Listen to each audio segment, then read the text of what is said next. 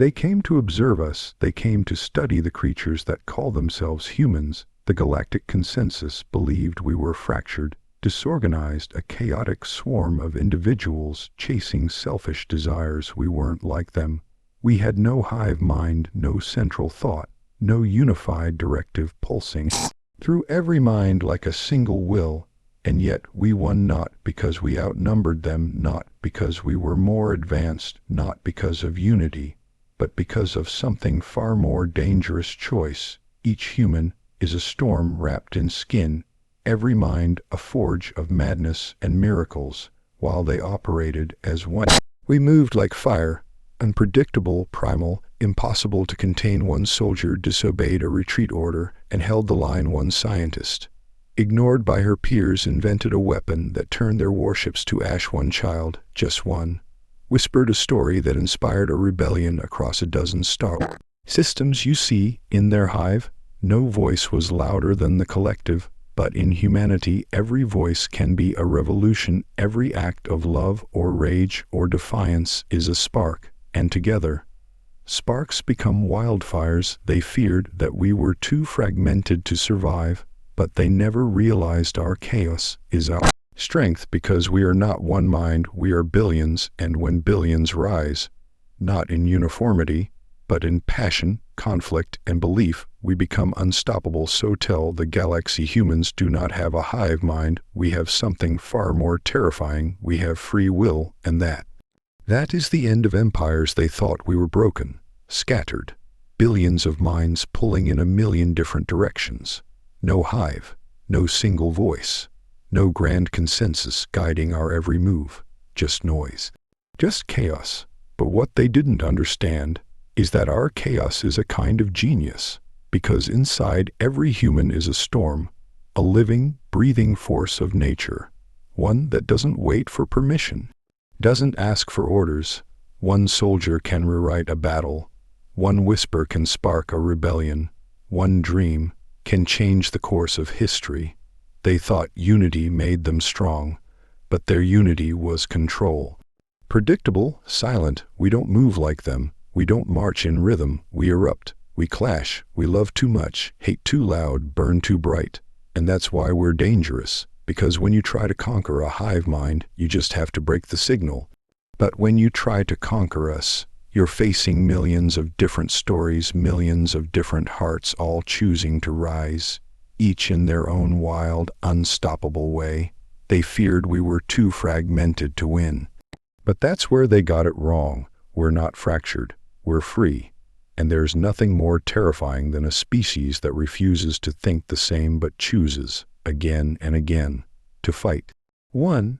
They mistook our chaos for weakness. The galaxy saw disarray, but behind our noise was something powerful, unpredictable brilliance. 2. No hive mind, just a billion storms. Each human is a force of nature, a storm wrapped in skin, no control system, just raw, untamed will. 3. One human can shift the entire war. One soldier, one scientist, one child. In our kind, a single act can change the fate of planets. 4. We don't wait for permission. We act. Hive minds obey. Humans disobey creatively. And that's what makes us unstoppable. 5.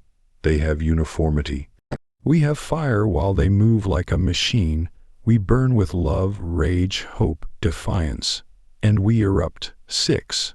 Our power is in our freedom to choose. No command link, no collective thought, just billions of free minds making history every second. 7. They can silence one voice, but not all hive logic breaks when cut from the source, but humanity cut us and 1,000 more rise. 8. Our weakness became our superweapon. What they mocked became what they feared. Individuality turned us into a wildfire they couldn't control. 9. We are not fractured. We are free. Our strength isn't in being one mind. It's in being many, choosing to rise again and again. 10. Empires fear us because we refuse to think the same. No single narrative, no single path, just relentless humanity, crashing through the stars. From the moment the first observation drones hovered over Earth, Their consensus was unanimous. Humanity was a mistake of evolution, too scattered, too divided, too impulsive to ever rise beyond the gravity of its own chaos. The Galactic Council logged our species as a curiosity, not a threat. A planet of noise and contradiction. One nation warring with another. One belief shouting down the next. Governments rising, collapsing, rebuilding, forgetting. Billion minds all thinking in different directions. No collective rhythm. No unified direction. No hive mind. They had never seen anything like us. To them, civilization meant symmetry. Every citizen part of a perfect order. Every thought fed through the lattice of a centralized consciousness. No one questioned, no one veered off course. Harmony, yes, but harmony without fire. Then they looked at us, and what they saw terrified them. Not at first, no, at first they laughed. They called us inefficient, crude, primitive. They couldn't understand how we hadn't destroyed ourselves. They couldn't understand how a species could survive when every mind burned in its own direction. But that's the thing, isn't it? They mistook our chaos for weakness, because they didn't see the hidden truth in our disorder. They didn't understand the power of contradiction. They didn't understand what it meant to live in a world where no thought was absolute. No truth was sacred. No soul was shackled to the mind of another. While their fleets moved with precision, ours moved with instinct. While their commanders issued orders that echoed through every soldier like code, ours chose to act, chose to resist, chose to disobey, and in doing so, chose to win. They didn't understand that a symphony can be beautiful, but a storm changes the landscape. On Earth, the storm is our nature. We rise, fall, learn, forget, love, hate, create, destroy. We write our stories in blood and hope, in mistakes and miracles. Every revolution we've had, every leap forward, began not with permission, but with one defiant voice screaming into the dark. That is the soul of humanity, not unity, but will. And when they came with their fleets, they saw it up close. They expected fear. They expected surrender. They thought we would fall apart under pressure, turn on each other, collapse from the inside like a house of cards. After all, that's what disorder does, right? But something happened that shattered everything they thought. They knew we didn't fall apart. We came together, not because we were told to, not because a signal was broadcast into our minds, but because we chose to. In the face of extinction, strangers became family. Rivals became comrades. People who had never agreed on anything suddenly stood side by side, not in perfect sync, but in shared defiance. And that is a kind of strength no hive mind can manufacture. One pilot flew his dying ship into a carrier, not because he was ordered, because he couldn't let Earth fall. One medic ran into burning rubble to save an alien child, not because she was programmed to protect, but because she couldn't bear to let innocence die on her watch. One hacker, buried deep in an abandoned metro tunnel, rewrote the code of an entire enemy battalion, because he wanted to see them fail, one moment after another, not coordinated, not aligned, just humans, choosing to fight, choosing to protect, choosing to matter. That's when they began to understand. See, the hive mind is a safety net, a blanket that keeps everything orderly, predictable, but it also means that no single being can deviate. No spark can light the fire. The moment you remove the queen, the hive collapses. Remove the signal and the swarm goes blind. But try to kill a human, you might destroy one, maybe 10, maybe 100, but the moment one falls, another rises, burning with a reason of their own, not because they were told, but because something inside them refuses to stay silent. We don't think the same. We don't act the same. We don't want to be the same. And that's what makes us dangerous. That's why they started to lose. They couldn't predict us, couldn't analyze us, couldn't see past our contradictions long enough to realize that every flaw they saw in our species was actually a weapon. They saw in fighting, we saw independence. They saw unpredictability, we saw freedom.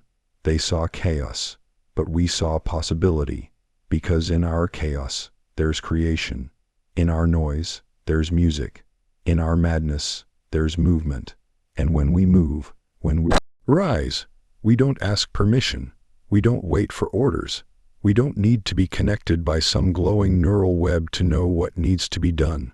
We just do it, because we are not broken. We are not weak. We are not lost without a hive.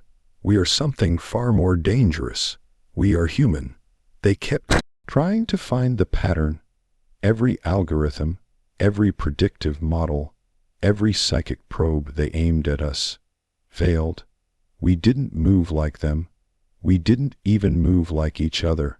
To them, this was unthinkable. Their minds were networked from birth, every thought a thread in the same tapestry. They couldn't comprehend what it meant to be truly alone inside your head, but that's what we are.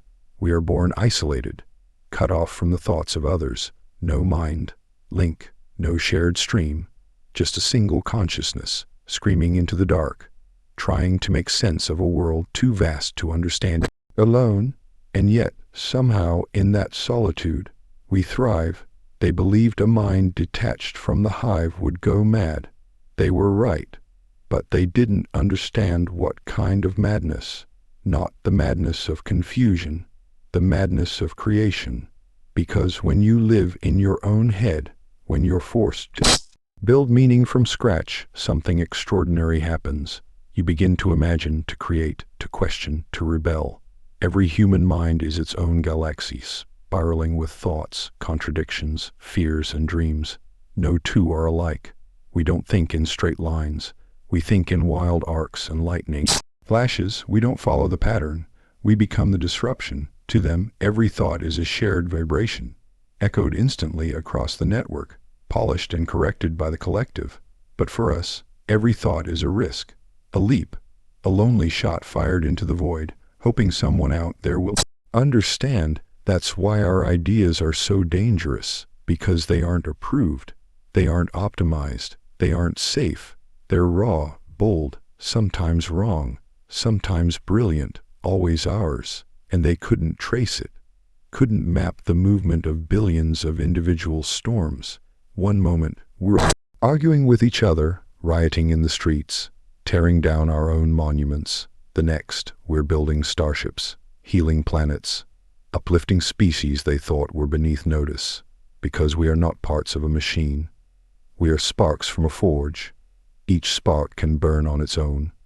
Each one can ignite something the others missed. And when we come together, it's not because we're programmed to, it's because we choose to. That choice, that pure, uncoerced will, is what makes us unstoppable. They kept asking, who leads the humans? But there is no single voice, no central command. Our strength isn't in one mind, it's in the friction between them. The friction that births innovation, that drives art, that fuels revolutions. We argue because we care. We shout because we believe. We disagree not to fracture, but to forge something stronger. That's what makes every human a storm. We are messy, wild, loud, but we are alive in a way no hive mind can ever simulate. We're not calibrated to act the same. We're calibrated to feel. And feeling, they realized too late, is what gave us our edge. Because when you feel loss, you fight harder. When you feel love, you sacrifice everything. When you feel hope, you create the impossible. One storm can be dismissed, but billions of them, each spinning in its own direction, each full of fire and fury and brilliance. That's not noise. That's evolution. So no, we don't have a hive mind. We have something far more terrifying. We have hearts that choose. They never expected it to matter. One soldier, one medic, one voice lost in the noise of billions. To them, it was statistical background. anomalies, outliers. In the hive, no single unit ever mattered more than the whole. No drone could change the direction of the swarm. It was all designed to move as one, flawless, synchronized, and utterly predictable. But humanity doesn't move like that. We're not bound by a shared signal. We don't act in unison. We act from something deeper, something the hive never built into its code, choice, and when a human chooses, the universe listens. In the early days of the invasion, there was a pilot, not famous, not special, just a name on a flight roster. Captain Elias Ward. His orders were clear: disengage, fall back, regroup with the fleet. But the fleet was already gone. His planet, his home, was burning in orbit. He could have escaped, saved himself, but he didn't. He stayed, and with a ship already leaking oxygen and fire, he rammed headfirst into the enemy flagship, crippling their forward advance in a single instant of sacrifice. It wasn't strategy. It wasn't protocol. It was human. They wrote it off as desperation. One broken soldier acting without command. But then came the next one. A field medic named Leora Das, stationed in the ruins of a collapsed refugee shelter. She'd been trapped for 14 hours with no signal, no backup. Underneath twisted metal and burning concrete, she found a child, not human, one of theirs, abandoned by its own kind. She could have left it, could have justified it. Instead, she carried it out on her back, lungs scorched, hands trembling, every step through fire. Why? Because she couldn't let a child die, no matter what species. No matter the war, and that one act changed everything. The footage spread, not from a broadcast hub, not from a central directive, but from human to human, soldier to citizen, across broken networks, through satellites barely clinging to orbit. And suddenly, the enemy wasn't just confused. They were afraid because they realized this wasn't a species acting on programming. This wasn't a chain of command. This was something else entirely, something unpredictable. One hacker in a forgotten metro tunnel uploaded a virus he'd written in his spare time. He called it Ghost. It infiltrated their tactical AI and flooded their ships with phantom data. Whole fleets turned on each other, not because of human command, but because one kid with no clearance, no rank, decided he could help. One teacher refused to evacuate her school. One engineer rebuilt an engine from scrap metal and memory. One prisoner, abandoned in a labor mine, revolted, took control, and sent a signal that lit up the stars. Each time it was just one person, one story, one spark, and each time they made the same mistake, thinking that without central control, those sparks would fizzle out. But humans don't fizzle. We catch, we spread, we ignite, because while they were watching for orders, we were already writing new ones, writing them in blood and courage and hope and fury. No one told Elias to crash his ship. No one told Leora to save that child. No one told the hacker or the teacher or the prisoner what to do. They chose. And when a human chooses, that choice has gravity. It pulls others in. It spreads through screens, through stories, through hearts that are tired of watching the world burn. We don't need to be many to move mountains. Sometimes just one is enough. One soldier can shift entire war. One voice can rewrite the future. One act of love can unravel an empire. Because in the end, it's not the collective will that changes history. It's the individual standing alone, choosing to matter and daring the universe to stop them. That's the difference, isn't it? They wait for orders, we don't. In their world, every action starts with permission. Every movement is part of a plan, every decision filtered through layers of collective thought. There's a comfort in that, a safety. No one ever acts alone. No one ever disobeys. But humanity was never built for safety. We were built for instinct, for gut decisions, for the terrifying freedom of acting without certainty. When the alarms scream and the sky is falling, we don't pause to sync with a hive. We don't wait for consensus to ripple through a neural link. We move, sometimes recklessly, sometimes imperfectly, but always with heart. It's not because we're brave, not always. Often we're afraid, often we're in pain, often we don't know what the hell we're doing, but still we act because something in us, something primal, beautiful, and impossible to replicate, won't let us stay still, and they couldn't understand it. To them, action without central logic is madness. It breaks the system, it invites failure, but in our world, failure isn't the end, it's the beginning, it's where we learn, where we become more. Our explorers crossed oceans before we knew what was on the other side.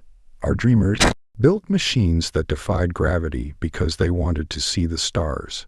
No one gave them clearance. No one waited for a signal. They just did it. And in doing so, they changed what was possible. We disobeyed the laws of nature itself and called it science.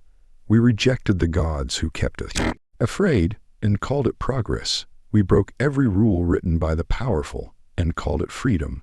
So when the enemy demanded surrender, when they broadcast their ultimatum into the blackness, what they didn't realize was that no single voice could answer for all of us. Because while one might lay down their arms, another would rise. While one might be crushed by despair, another would burn with purpose. No one needed to wait for the collective. The resistance didn't begin in a war room. It began in back alleys, in half-broken satellites, in whispered promises between survivors. It began with someone, just one, refusing to kneel, and that refusal was contagious. Because when humans see defiance, it unlocks something in us. We don't need a plan to begin. We just need a reason. And when the reason is love, survival, vengeance, hope, or even the smallest flicker of belief, our bodies move before our minds catch up. We step forward even when the odds are impossible. We speak even when the cost is silence. We fight even when we're told we can't win. We don't wait for permission. We act, not because it's part of some perfect design, but because that's what it means to be human, to choose the fire, even when it might burn us. They had precision, we had fire. Their ships moved in flawless formation, blades of light cutting across the stars with synchronized grace. Every soldier acted like an extension of the next, their thoughts stitched together in a digital whisper, every decision pre-calculated, every move approved. It was impressive. It was beautiful. It was also fragile, because beneath all that symmetry, there was nothing unexpected, nothing wild, nothing alive. And then there was us, a mess, a riot of movement, sound, emotion, soldiers shouting across static-filled radios, pilots breaking formation to save a friend, medics ignoring orders to treat civilians. Our movements didn't match. Our strategies clashed. Our emotions ran wild. But we burned. Where they were perfect, we were passionate. Where they were efficient, we were relentless. Where they measured every move for balance, we lunged into chaos with blood in our mouths and love in our hearts. We weren't supposed to win, not with outdated ships, not with fractured nations, not with all the infighting and miscommunication and raw, reckless humanity holding us back. But fire doesn't follow orders. It leaps, it consumes, it spreads. And that's what they didn't see until it was too late. Because the fire was in everything we did.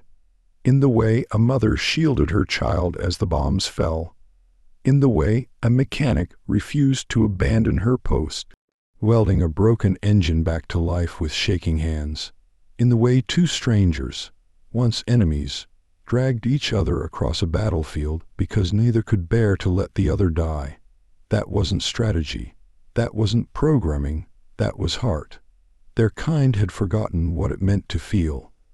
Ache, to burn for something, we remembered. They saw our rage and called it a flaw. They saw our grief and called it weakness. But they didn't realize our emotions are not liabilities. They are weapons. Weapons sharper than any blade, more explosive than any warhead.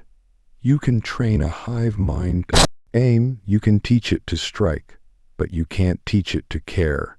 And that's what broke them, not our strength.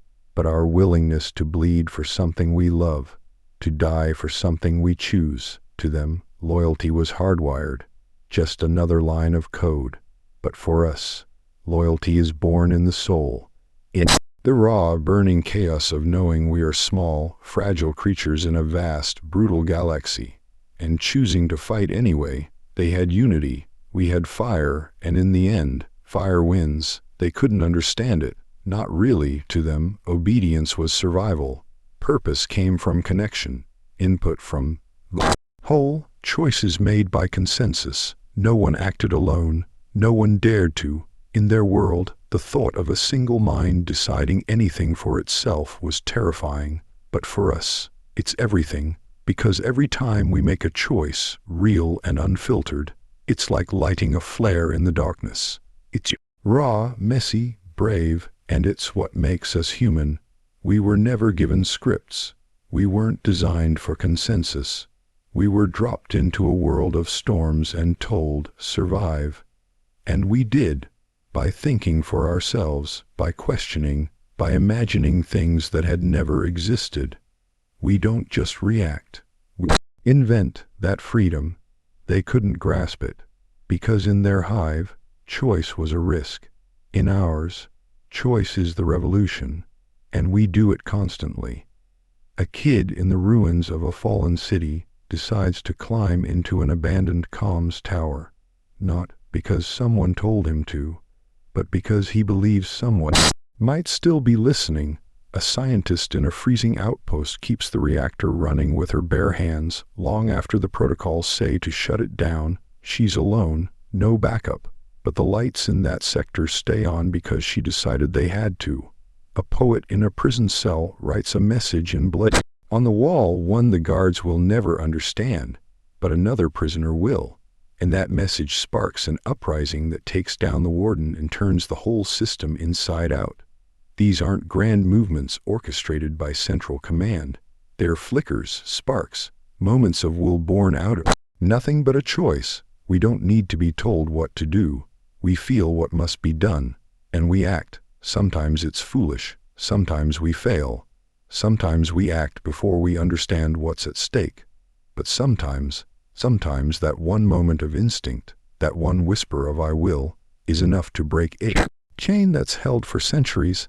They couldn't trace it, couldn't predict it, because there was no signal to intercept, no chain of command to disrupt, just billions of individuals making their own impossible decisions, each one small, alone, insignificant, until they aren't, until they start connecting, not through wires or telepathy, but through shared purpose, shared defiance, shared belief. And when that happens, the hive can't stop it, because their soldiers wait for the voice that tells them to act.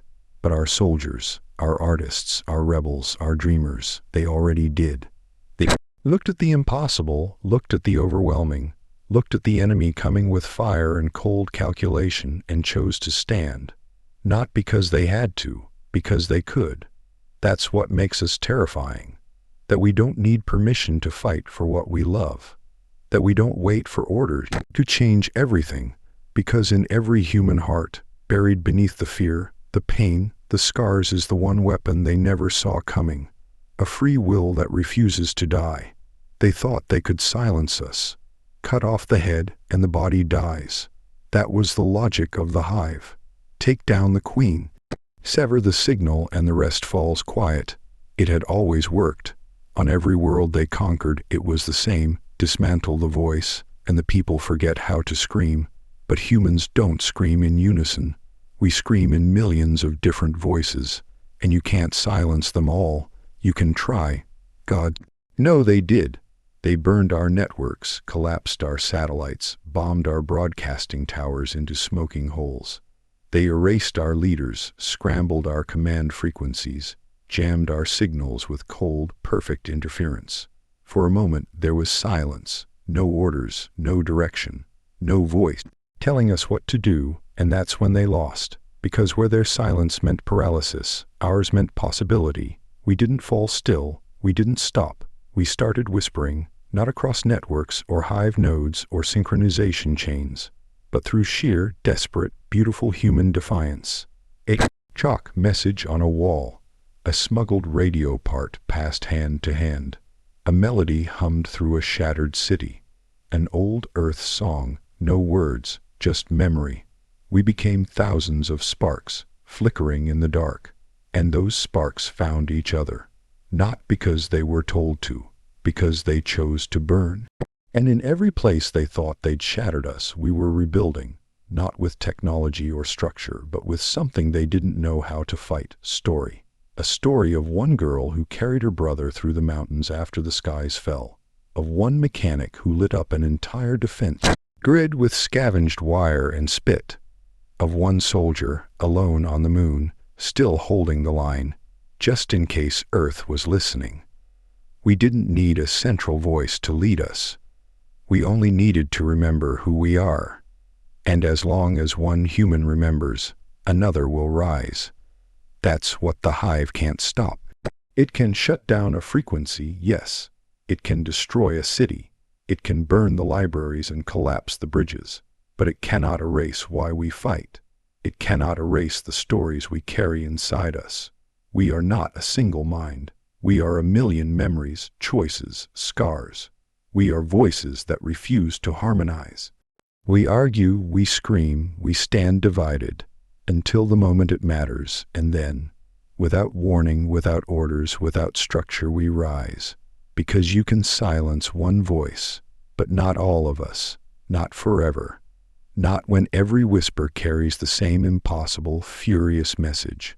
We are still here.